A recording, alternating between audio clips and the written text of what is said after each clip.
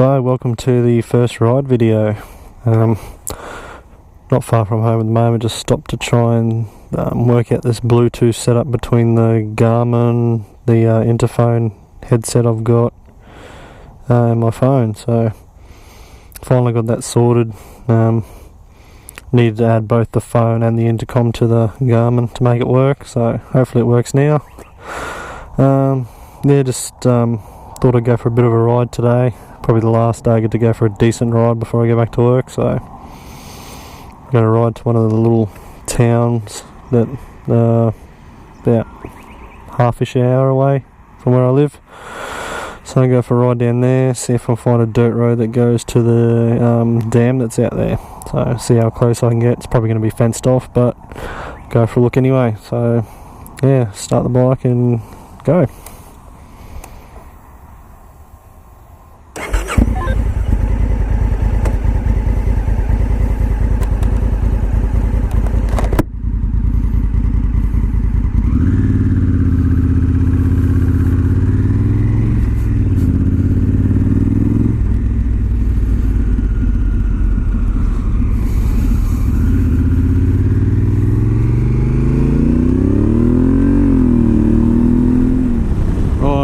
Never get sick of that noise when you sort of put the bike under load. About three and a half grand just sounds awesome, just a nice bark to it. My new helmet, so it's a Carberg Toolmax. Hopefully it's not too windy inside the helmet for the microphone to be all distorted. Still got the standard height screen on the Africa Twin. I wouldn't mind trying a higher one just to see what the difference is, but I think it's got pretty good wind protection as it is. Doesn't seem to buff it as much as the KLR. I think it's because it's got the cutout in the front here to let a bit of air through the middle so you don't get the big low pressure area.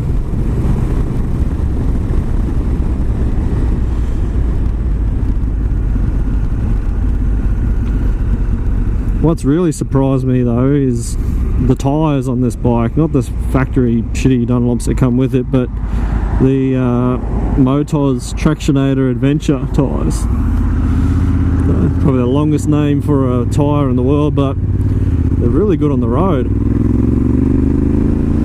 I run T63 Michelins on my KLR, and you ride on the bitumen and you can tell they're a knobby. You can feel at low speed sort of the gaps between the knobs, and if you sit at certain speeds you can sort of hear the hum, or the harmonics of the tyre. With these it's just great. Probably not going to give you the same grip as a normal road tyre on the bitumen, but I'm a pretty sedate rider on the bitumen, so works for me. No noise. I'm still sort of running them in there at 150 k's now. I've had them in from day one, so I didn't even ride with the standard Dunlop tyres. At the same time I got heavy duty tubes put in there as well, and I kept the standard tubes and they'll be my spares. So I carry spare tubes and a patch kit. I've also got tyre irons, and yeah, on the end they've got the little socket adapter so I can undo the wheel nuts, because the factory toolkit has nothing to take the standard axles off. So hopefully I've got enough gear now to change a tyre or change a tube if I need to. Hopefully I won't have to. Fingers crossed.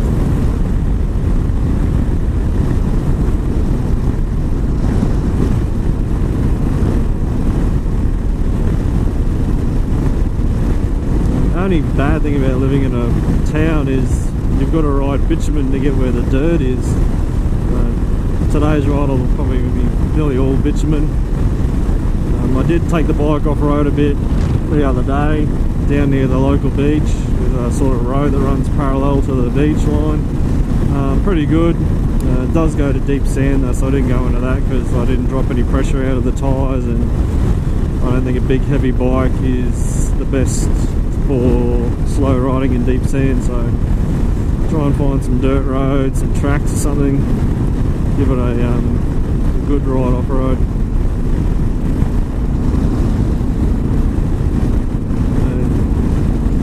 the first time I've ridden the bike in a proper highway area at 100k an hour, which is where I live anyway, the legal limit for a highway.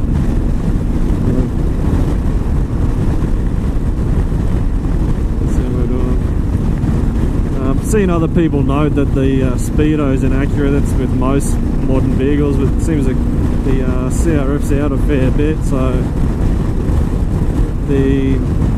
on mine GPS reading, reading 100, and I'm about 109 on the actual instrument cluster, so 10% out. I think that's on the higher end of what they can legally be out by. I think it's about 10% at most.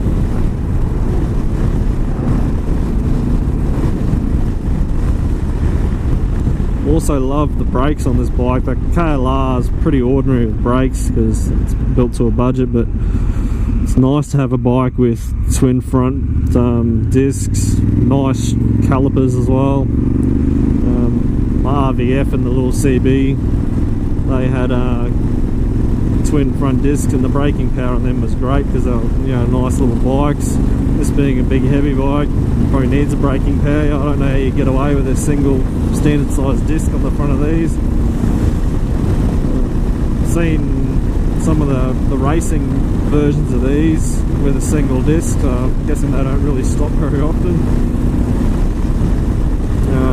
Currently riding in D mode. I've noticed that no matter what you're doing, it always tries to just get in top gear as soon as it possibly can.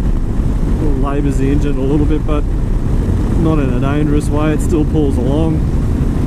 I prefer riding in the S2 or S3 mode. It's more sporty. I do the same in my car with its sports mode auto. I always ride and drive around in sports mode unless I'm on the highway. At the moment, sitting at 100 kilometers an hour. What do we got for instant consumption? 4.8. That's for someone who weighs just over 100 kilos without any gear on. Probably got 6 kilos worth of stuff in the tail bag, and the tail bag acts as a bit of a windbreak as well. That's pretty good. Should get decent range out of that. If I wanted to go any further, I'd just carry a fuel container with me. We'll stop at a servo. You can get about 400 kilometers between servos. It's pretty good. And the other good thing is the Africa Twin doesn't need premium. It doesn't run very high compression, so you can just run normal unleaded. At the moment I've got 95 octane in here, which in Australia is probably the middle grade of fuel. When I picked up the bike, it had just over half a tank of fuel in it, but I don't know what grade that was, so see how the bike runs on 95. Just love that exhaust. Everyone thinks that exhaust, why would you put an exhaust on this sort of bike? Why wouldn't you? I'm sure if I showed someone this bike and they heard it, they'd want to buy this exhaust.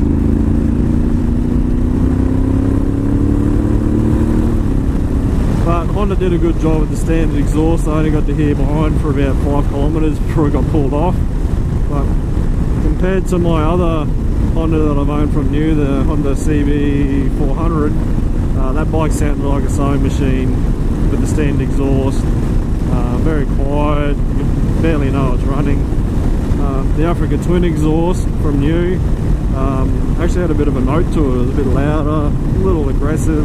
It's still tame enough to comply with the laws of various countries. In Australia you can't pull the baffles out of the standard exhaust.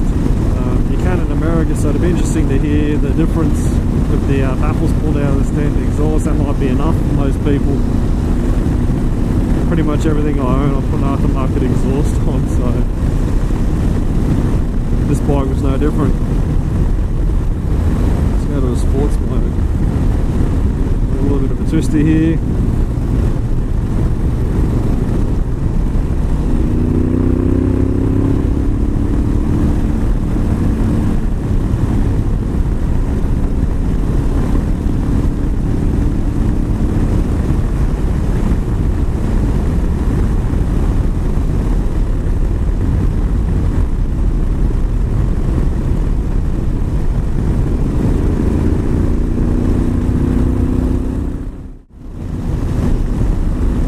feel very nice and stable at speed.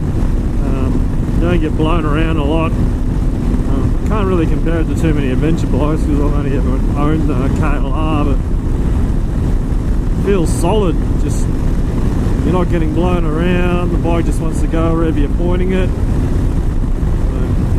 Hands off, very controllable. Let's take some of the back roads.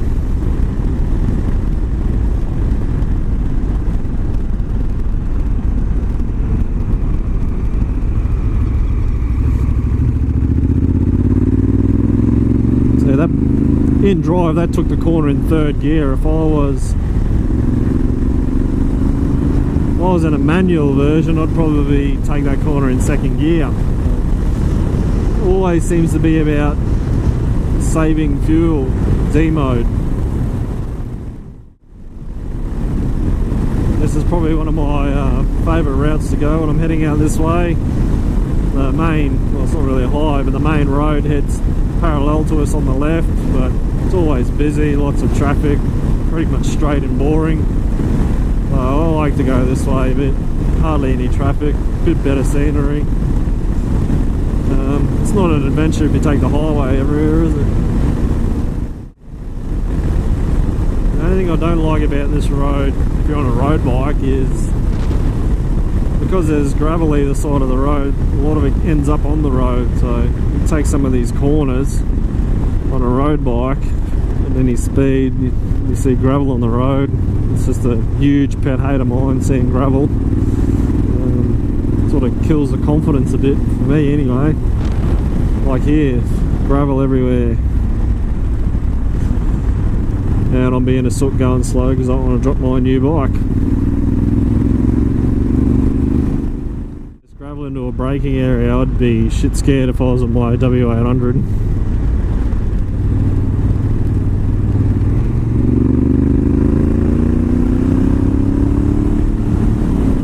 The other good thing I like on this with the DCT is you can override the standard mode, like drive mode. Just click down. So pulling out of that little drop there for that creek crossing, just click down 2 gears and you're straight back up into the revs and pull up the hill. That's just awesome. It's a very well thought out system that Honda's done.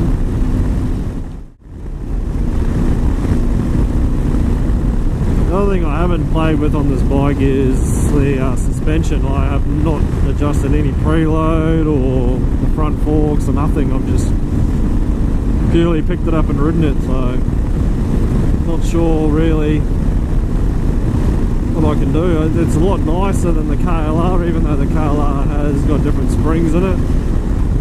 It's immediately better, as it should for the price. I'm not sure where the adjustment actually sits at the moment on the bike. I'm pretty happy with it. It doesn't feel too stiff. If I was taking it on really rutted stuff off-road, I would probably soften it off a bit, because I did go over some ruts when I took it off a dirt road. With it softened right up, you could probably glide over them a bit easier, but I think as it sits from standard, it's a good all-round setup. Definitely nice and comfortable on these roads. The roads where I live aren't very good. Potholes and patches everywhere.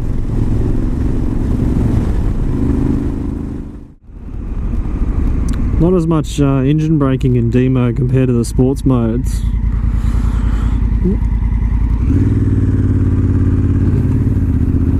Well, not even across the intersection, it's already tried to get me into third gear. At 60 kilometers an hour, and it said 6 gears what I want to be in.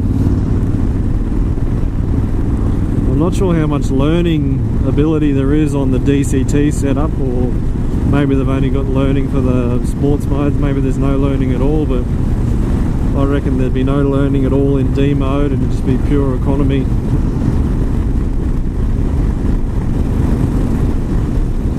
Here's a perfect spot to show how the downshift's good, so I'm about to overtake. Just click down a couple of gears. Revs heads up, overtake easy. You could have just rolled on in 6th gear, but that's no fun. You can't hear the exhaust as well then. One of the big things people are looking at the Africa Twin and saying it's no good is its power. Saying it's 1000cc and it's only got 90 something horsepower, 94, 96, whatever is standard. This is the most powerful bike I've ever owned. It's not the most powerful I've ever ridden, but I haven't ridden any super sports or anything like that, so definitely got enough power for me. If you turn the traction control off and take off on the lights, it wants to lift the front wheel. I think the only reason you need more power than that is if you're doing 2-up touring a fair bit. That's not me, so it's got heaps of power for me. The power band is really nice, like you get that heap of torque between 2 and 4. You can pretty much ride the bike everywhere between 2 and 4 grand.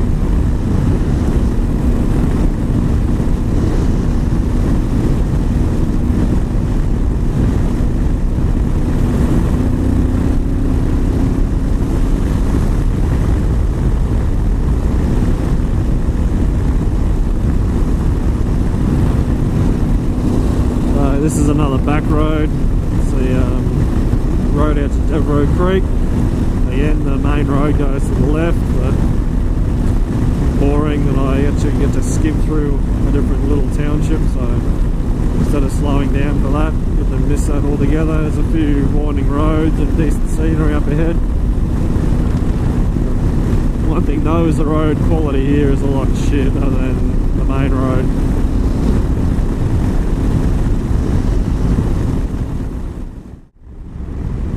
Okay, so just on the other side of Morani.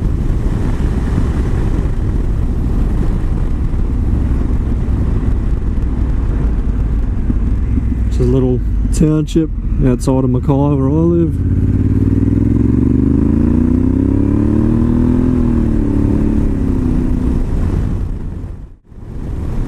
Pioneer River, so somewhere up that way is the dam. Hopefully I can get at least to the riverbank. They don't let you like you getting too close to certain things here, which is a bit of a shame.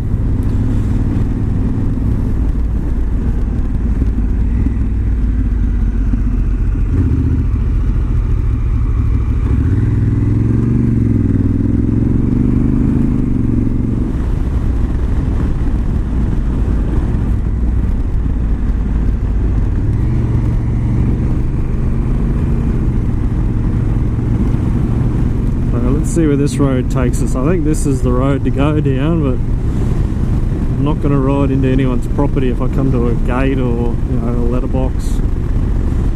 Can't really sneak around with this exhaust with the DB killer out, so let's not piss off anyone who lives out here.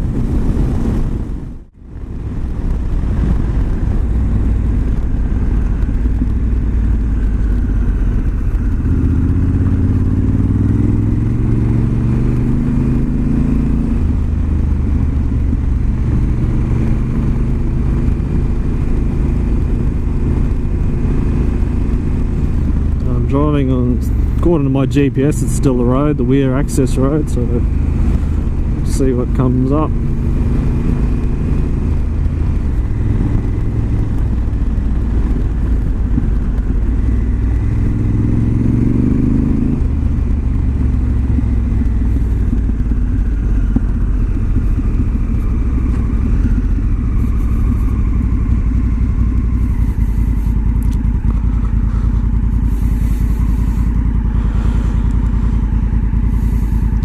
Nothing here.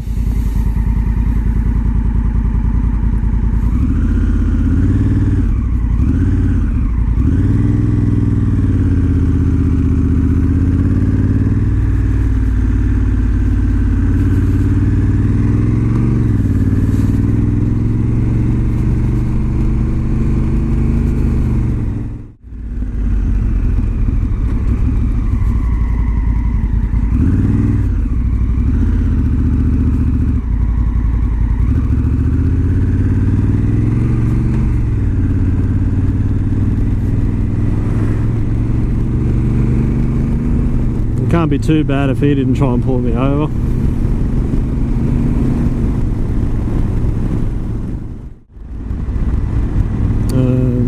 Looks like there's a gate up ahead, so worst fears have been realised.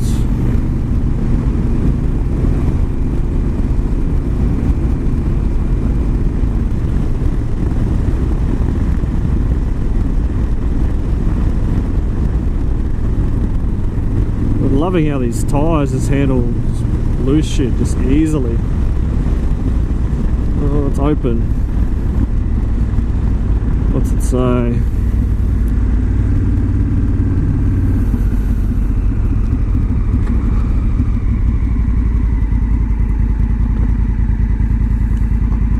No entry, but the gate's open, so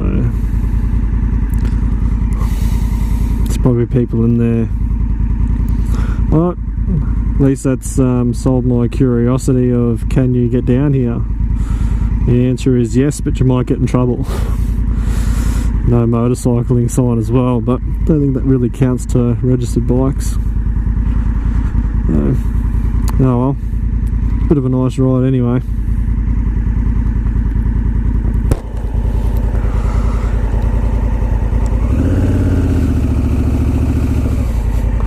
Let's find somewhere else to go. There's a vehicle there.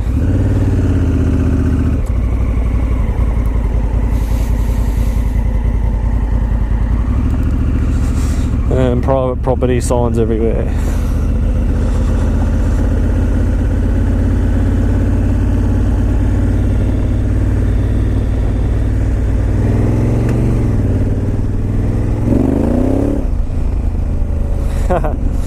That's in traction control 1, just giving it a little bit of a stab. The light come on, didn't really kill any power.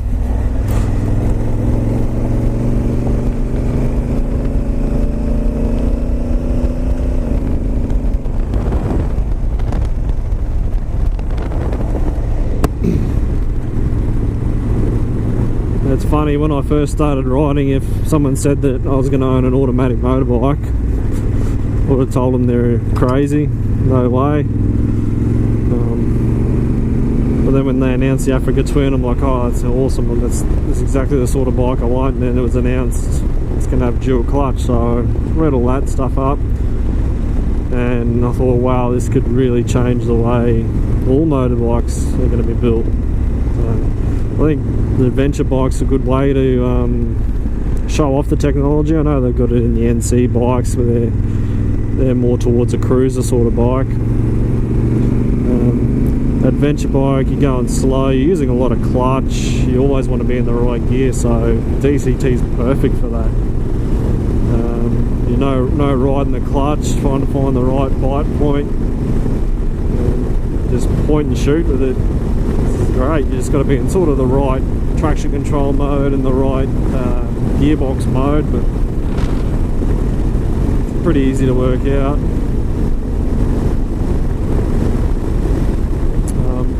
I've done a few hard takeoffs, and with the traction control on 2 and 3 mode, it just, as soon as the front wheel gets light, it just cuts power, doesn't like it. Gets to get a little bit of slip. If you really just wanted to have fun, just turn it off.